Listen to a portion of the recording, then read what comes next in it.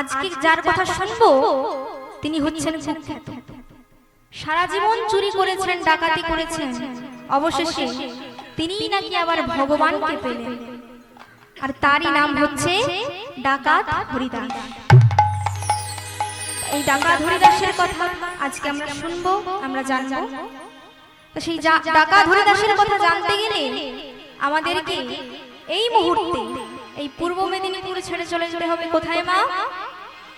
উত্তর ভারত। উত্তর ভারতে একটা ছোট্ট গ্রাম জাজারিয়া। সেই জাজারিয়া গ্রামে একদম শেষ প্রান্তে গভীর জঙ্গলের মধ্যে বাস করে ডাকাত হরিদাস। তার সারাদিনের কাজ কি জানেন মা? সারাদিন যা হোক করে দুটো রান্না করে খেয়ে ঘুমায়, আর সন্ধে হলে চুরি করতে বেরিয়ে যায়। আর সেই গ্রামেই বাস করে এক দরিদ্র ব্রাহ্মণ যার নাম রামরতন শর্মা। বাড়িতে রয়েছে তার স্ত্রী, 14 বছরের একটা মেয়ে, আর রয়েছে গিরিধারী গোপাল। সারা গ্রামে ভিক্ষা করে যা পায় তাই দিয়ে ভগবানের সেবা দেয় আর নিজেরা প্রসাদ সেবা করে। তার কোনো চিন্তা নেই বাবা, তিনি জানেন যে আমার বাড়িতে ডাকাত হরিদাস চুরি করতে আসবে, আর বাকি গোটা গ্রাম আতঙ্কে জড়সড়। সন্ধে হলে দরজা জানালা সব বন্ধ হয়ে যায়, রাত্রে কেউ ভালো করে ঘুমোতে পারে না। এভাবে একদিন অতিষ্ঠ হয়ে এলেন কোথায় না মোড়ল মশাইয়ের বাড়ি। মোড়ল মশাইয়ের বাড়িতে এসে বলছে, মোড়ল মশাই এর একটা বিহিত আপনাকে করতেই হবে। না কি হয়েছে? আপনি তো জানেন যে আতঙ্কে আমরা সবাই আতঙ্কিত, আপনিও তো তাই। সন্ধে হলে দরজা জানালা সব বন্ধ করে দিতে হয়, রাত্রে আমরা কেউ ভালো করে ঘুমোতে পারি না, আবার ভুল করেও পাশের গ্রামের মেয়েদের এই গ্রামে বিয়েও দিতে চায় না। এর একটা বিহিত করুন, নইলে কিন্তু এই গ্রাম ছেড়ে আমরা চলে যাব। তখন মোড়ল মশাই মনে মনে ভাবছে, এভাবে যদি গ্রামবাসী গ্রাম ছেড়ে চলে যায় তাহলে তো আমার সর্বনাশ।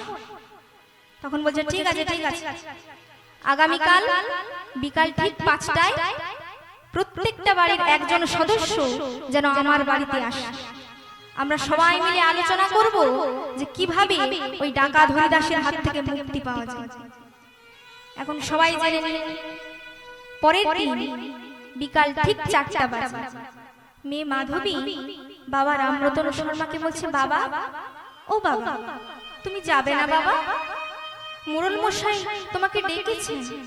তখন বলছে, মারে হ্যাঁ আমার গিয়ে কি কাজ রে মা, দুটো মন্ত্র জানি এই আর আমার গিয়ে কোনো কাজ নেই রে মা। বলছে, না না বাবা, মোড়ল মশাই যখন ডেকেছেন যাওয়া তোমার একান্ত কর্তব্য।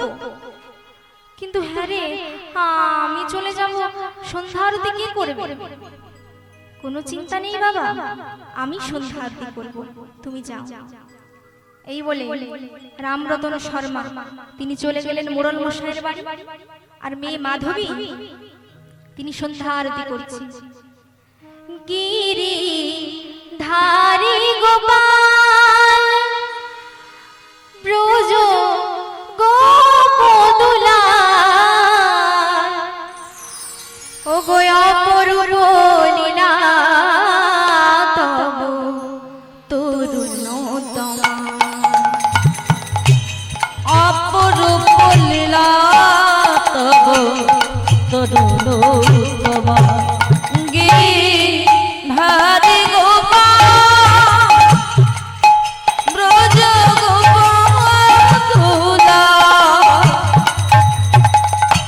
অপরূপ লীলা তব তরুণোত্তমা, অপরূপ লীলা তব তরুণোত্তমা। যশোদার কাছে তুমি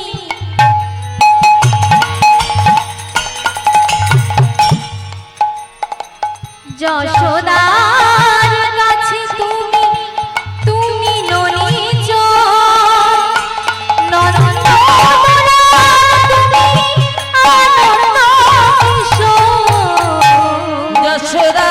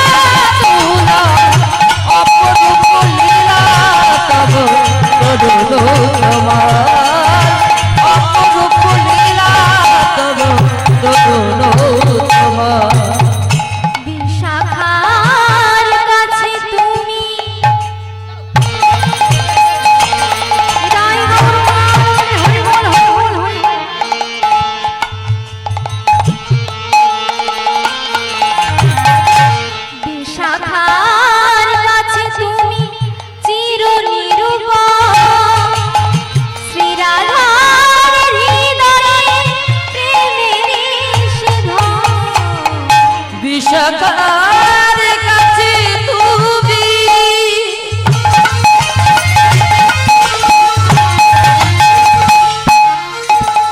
তুমি নিরূপম শিরাধার কে জলে প্রেমের রাম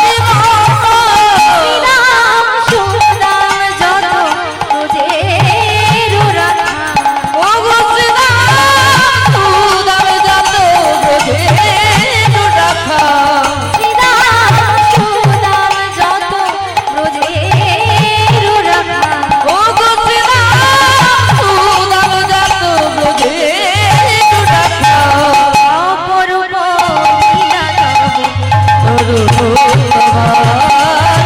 অপরূপ লীলা তব গিরিধারী গোপাল ভজ গোপাল অপরূপ লীলা তব অপরূপ লীলা তব মেয়েদিকে আরতি করছে আর বাবা রামরতন শর্মা তিনি চলে গেছে। মোড়ল মশাই একটা উঁচু জায়গায় বসেছে, বলছে শুনুন, আজকে আমাদের আলোচনার বিষয় হচ্ছে ডাকাত হরিদাস। তা আপনারা ডাকাত হরিদাসের অত্যাচারে অতিষ্ঠ হয়ে উঠেছেন, এই তো? তা আপনারাই বলুন যে কিভাবে ওই ডাকাত হরিদাসের হাত থেকে মুক্তি পাওয়া যায়। তখন একজন উঠে বললেন, মোড়ল মশাই, আমার একটা বক্তব্য আছে। না কি বক্তব্য? না দেখুন, ডাকাত হরিদাস সে পেটের জন্য চুরি করে, তাই তো? তা সে যখন পেটের জন্যই চুরি করে, সে যখন খাবারের জন্যই চুরি করে, তা আমাদের গ্রামে তো প্রায় 400টা বাড়ি আছে। আমরা যদি ওর 365 দিনের খাবারের দায়িত্ব নিই, তাহলে নিশ্চয়ই ডাকাত হরিদাস চুরি করবে না। তখন আরেকজন উঠে বললেন, মোড়ল মশাই, আমার একটা বক্তব্য আছে। না কি বলুন? না দেখুন, সবাই কিন্তু অভাবে চুরি করে, এমন কিছু কিছু ব্যক্তি আছে যারা স্বভাবে চুরি করে। তা যে অভাবে চুরি করে তাকে আপনি খাবার দিলে সে আর চুরি করবে, কিন্তু যে স্বভাবে চুরি করে তার কি করা যায়? তখন আরেকজন উঠে বললেন, মোড়ল মশাই, স্বভাব কিন্তু পরিবর্তন করা যায়। না কিভাবে? না দেখুন, পুরুষ মানুষের স্বভাব পরিবর্তন হয় একমাত্র উপায় যদি তার বিয়ে দেওয়া যায়। তা শুনেছি ডাকাত হরিদাসের বাড়িতে নাকি স্ত্রী নেই, মা বাবা নেই, কেউ নেই। ওই ডাকাত হরিদাসকে যদি বিয়ে দেওয়া যায় তাহলে হয়তো তার চরিত্রের পরিবর্তন হতে পারে। ও মায়েরা, আপনারা দেখবেন এমন অনেক পুরুষ মানুষ আছে যারা বিয়ের আগে, বিয়ে করার আগে একেবারে রয়্যাল বেঙ্গল পাই, আর যেই বিয়ে হয়ে যায় অমনি ভেজা বেড়ালের মতো হতো। তা ডাকাতের বিয়ে দিলে হয়তো তারও চরিত্রের পরিবর্তন হতে পারে। কিন্তু বেড়ালের গলায় ঘন্টাটা বাঁধবে কে? বিয়ে দেবে কে? তখন ওই কুটিল ব্যক্তি মোড়ল মশাইয়ের কানে কানে এসে বলছে, মোড়ল মশাই, আমার কাছে একটা সন্ধান আছে যে তার মেয়েকে ওই ডাকাত হরিদাসের সাথে বিয়ে দিতে বাধ্য। না কে সে? ওই যে দেখছেন না পেছনে বসে আছে রামরতন শর্মা, ওর একটা মেয়ে আছে 14 বছর বয়স। শুনেছি অভাবের তাড়নায় নাকি মেয়েটাকে বিয়ে দিতে পারে। দেখো, ওর মেয়েকে যদি ডাকাতের সাথে বিয়ে দেওয়া যায় তাহলে সব দিক থেকে ওর মেয়ের বিয়েও হলো, আবার ডাকাতেরও স্বভাব পরিবর্তন হলো, আর আমরাও একটু শান্তি পেলাম। সঙ্গে সঙ্গে বলছে, এই যে রামরতন বাবু শুনুন। রামরতন বাবু বললেন, হুজুর কিছু বলছেন? হ্যাঁ শুনুন, আগামী 7 দিনের মধ্যে আপনার মেয়েকে ওই ডাকাত হরিদাসের সাথে বিয়ে দিতে হবে। যদি এই 7 দিনের মধ্যে বিয়ে দিতে পারেন ভালো, নইলে এই গ্রাম ছেড়ে আপনাকে চলে যেতে হবে। রামরতন বাবু তিনি কাঁদতে কাঁদতে বাড়ি আসছে। মেয়ে বলছে, বাবা তুমি কাঁদছো কেন? বাবা তুমি কাঁদছো কেন? বলছে, মারে সারা গ্রামের ছেলে মেয়েদের বাঁচানোর দায়িত্ব শুধু নাকি আমার একা। মানে মারে আগামী 7 দিনের মধ্যে নাকি ওই ডাকাত হরিদাসের সাথে তোর বিয়ে দিতে হবে। যদি বিয়ে দিতে পারি ভালো, না হলে এই গ্রামের ভিটে মাটি ছেড়ে আমাদেরকে চলে যেতে হবে। এই বলে কাঁদছে। মাধবী বলছে, বাবা তুমি কেঁদো না, বাবা তুমি কেঁদো না। তুমি তো আমাকে বলেছিলে ওই সত্য যুগের ভক্ত ধ্রুব, ওই সত্য যুগের ভক্ত প্রহ্লাদ তার সমস্ত রাক্ষসকুলকে উদ্ধার করবার জন্য তিনি নিজে কষ্ট করেন। বাবা আমাকে এই গ্রামের আর 5টা ছেলে মেয়েকে বাঁচানোর জন্য যদি ওই ডাকাত হরিদাসকে বিয়ে করতে হয়, তাহলে আমি তোমায় কথা দিচ্ছি বাবা, ওই ডাকাত হরিদাসকে আমি বিবাহ করব। তো মেয়ের কাছে অনুমতি নিয়ে বাবা আজকে যাচ্ছেন ডাকাতের সাথে কথা বলবেন। ডাকাত হরিদাস যে জঙ্গলে থাকে, সেই জঙ্গলে ধীরে ধীরে প্রবেশ করলেন। দেখলেন তাল পাতা দিয়ে একটা কুটির তৈরি করা। কুটিরের ভেতরে কে যেন নাক ডেকে ঘুমোচ্ছে, এসেই দরজা ঠক ঠক করছে। এই যে কেউ আছেন? কিছুক্ষণ পরে ডাকাত হরিদাসের মনে হলো, আমার বাড়িতে ভুল করে কুকুর বেড়াল আসে না, আর মানুষের কণ্ঠস্বর শুনতে পাচ্ছি। দরজা খুলে বলেন, এই যে কোথায় যাবেন আপনি? হ্যাঁ আগে বাবা তোমার কাছে এসেছি। ও আমার কাছে? আমার কাছে কেন? আগে বাবা আগে আমাকে একটু জল দাও বাবা। ও তুমি কি আমার কাছে জল চাইতে এসেছো নাকি? আগে না বাবা, গলাটা শুকিয়ে গেছে। ঠিক আছে, এবার জল এনে দিয়েছি। রামরতন বাবু জল পান করে বলছে, বাবা হ্যাঁ আমার মেয়েকে তোমাকেই বিয়ে করতে হবে। আর যেই না বলেছে, কিছুক্ষণ পরে ডাকাতের মনে হলো অফারটা তো খারাপ নয়, কারণ আমাকেই রান্না করতে হয়, বাসন মাজতে হয়, কাপড় কাচতে হয়। আমি যদি বিয়ে করি তাহলে আমার স্ত্রী আমার জন্য রান্না করে দেবে, বাসন মেজে দেবে, কাপড় কেচে দেবে। আমি দিব্যি চুরি করতে যাব। ও আপনার মেয়েকে বিয়ে করতে হবে, এই তো? তা কবে বিয়ে করতে হবে? হ্যাঁ আগে বাবা কালকে। ঠিক আছে, কালকে আমি তোমার মেয়েকে বিয়ে করব। কিন্তু শোনো, ওই ঘোড়ায় টোড়ায় চেপে কিন্তু আমি বিয়ে করতে যেতে পারবো না। হ্যাঁ আগে বাবা কেন? মাথা খারাপ? আমি হয়তো বিয়ে করতে যাব, আর তুমি ওদিকে পুলিশ বাবাজিকে ডেকে রাখবে না, তার কি গ্যারান্টি আছে? আচ্ছা বাবা ঠিক আছে ঠিক আছে। এই বলে রামরতন বাবু তিনি সারা গ্রামে খবর দিলেন যে ডাকাত হরিদাসের সাথে তার মেয়ে মাধবীর বিয়ে হবে। গ্রামবাসী যে যেমন পারলো সাহায্য দিল। মাধবীর বিয়ে। আজ ঢাক বাজে সানাই বাজে, বাজিছে মাধব। ঢাক বাজে সানাই বাজে, বাজিছে মাধব। ঢাক বাজে সানাই বাজে, বাজিছে মাধব। ঢাক বাজে সানাই বাজে, বাজিছে মাধব। মাধবীর বিয়েতে আজ আনন্দের হিল্লোল। ও মাধবীর বিয়েতে আজ আনন্দের কিল্লোল। মাধবীর বিয়েতে আজ আনন্দের হিল্লোল। ও মাধবীর বিয়েতে আজ আনন্দের কিল্লোল। আনন্দ ধরে না, আনন্দ ধরে না, আনন্দ ধরে না, আনন্দ ধরে না।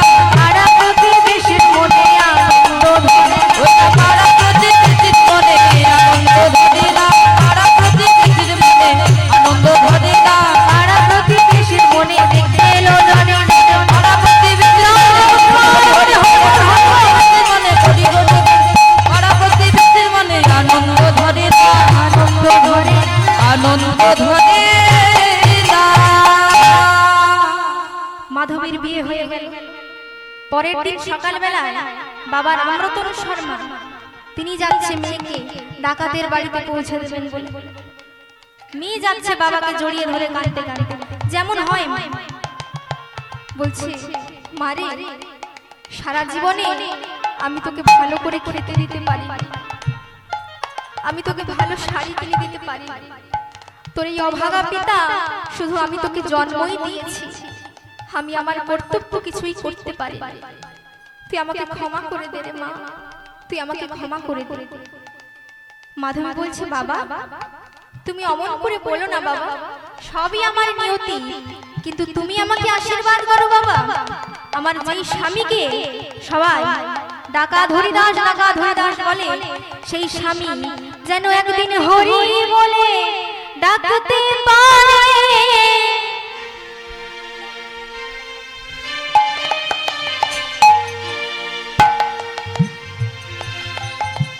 জনগণি বলে ডাকতে পারে, হরি বলে ডাকতে পারে, জনগণি বলে ডাকতে পারে। ও গো এই আশীর্বাদ করো আমারে, জনগণি বলে ডাকতে পারে। বলিয়ে জানাই নয় জন্মে জন্মে, জনগণি বলে ডাকতে পারে, এ জন্মে নয় জন্মে জন্মে। হরি বলে ডাকতে পারে, হরি বলে ডাকতে পারে, জনগণি বলে ডাকতে পারে। এই বলে মাধবী যেই চলে যাচ্ছে, বাবা রামরতন শর্মা বলছে, দাঁড়ালে না, সারা জীবন আমি তোকে কিছু দিতে পারিনি ঠিকই, কিন্তু আজকে আমি আমার জীবনের জীবন আমার গিরিধারী গোপালকে তোর হাতে তুলে দেব।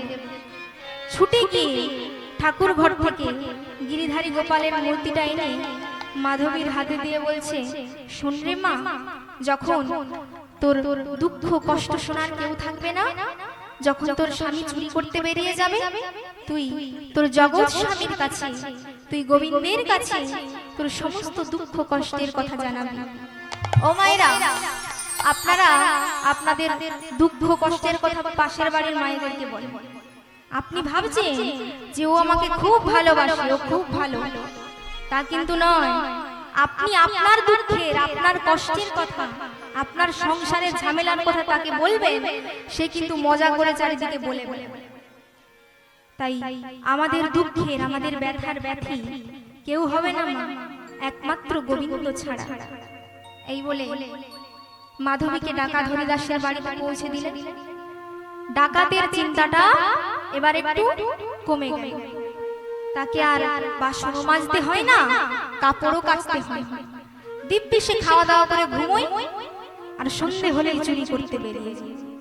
আর যখন সে চুরি করতে বেরিয়ে যায়, তখন মাধবী ভগবানের চরণের কাছে বসে যায়। প্রাণ রমণ হৃদিভূষণ হৃদয় রত্ন, প্রাণ রমণ হৃদিভূষণ হৃদয় রত্ন, প্রাণ রমণ হৃদিভূষণ হৃদয় রত্ন, প্রাণ রমণ হৃদিভূষণ হৃদয় রত্ন।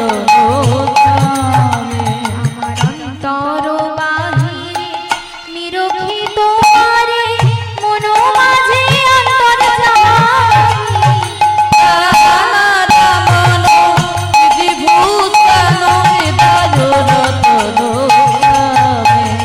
প্রাণ রমণ হৃদিভূষণ হৃদয় রত্ন।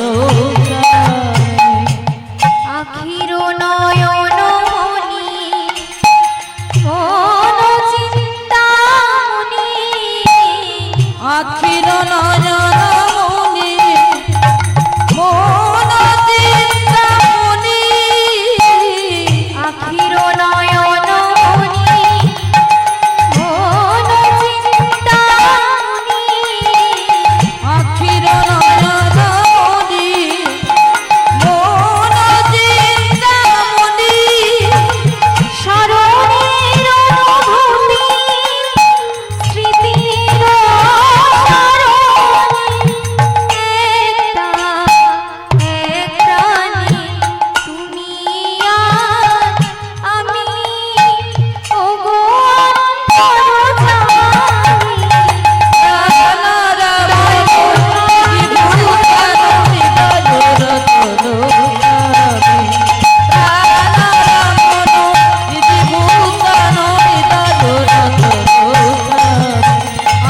হৃদয় রতন আমার হৃদয় রতন তাই মাধবী প্রতিদিন ভগবানের কাছে কেঁদে কেঁদে বলে, ঠাকুর তুমি আমার স্বামীর চরিত্র পরিবর্তন করে দাও ঠাকুর। কিন্তু আপনি ইচ্ছায় জীব কোটি বাঞ্ছা করে, আর কৃষ্ণ ইচ্ছা না হইলে বাঞ্ছা না। ওমা মাধবী তো প্রতিদিন ভগবানের চরণের কাছে বসে বসে কেঁদে কেঁদে বলে যে তুমি আমার স্বামীর চরিত্র পরিবর্তন করে দাও। কিন্তু সত্যি কি ডাকাতের চরিত্রের কোনো পরিবর্তন হয়েছে? 3 বছর হয়ে গেল চরিত্রের কোনো পরিবর্তন নেই, আরো বেশি করে চুরি করছে।